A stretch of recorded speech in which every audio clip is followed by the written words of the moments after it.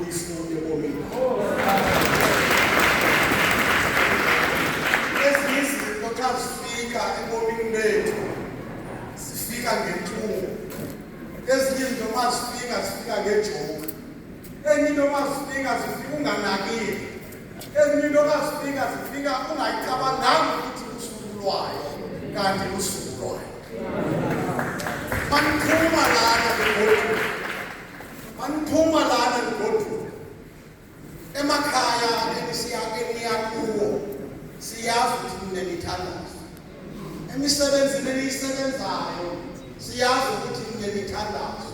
Ebomini eniphilayo siyazi ukuthi ninemithandazo. Ukhona izinto nje size enkonzweni esizithandazelayo kodwa noba unganika i-chance kuthiwe kawutsho kodwa ngeke ithuke. Kodwa ngaphakathi kwenhliziyo yakho uyazi ukuthi khona. UThixo esimaziyo ongumazi wenhliziyo zethu akaphume namhlanje ephendula nale mithandazo ingathethwayo, nale mithandazo ingathethwayo.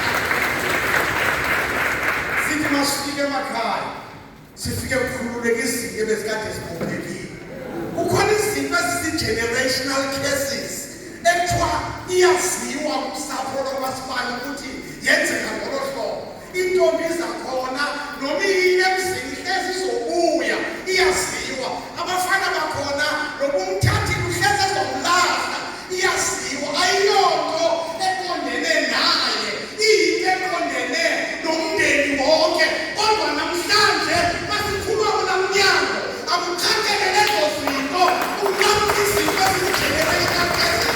Siyofika emakhaya uThixo ehamba nathi. Inkosi inisikelele inigcine inilondoloze ukuthi ihambe nani ebomini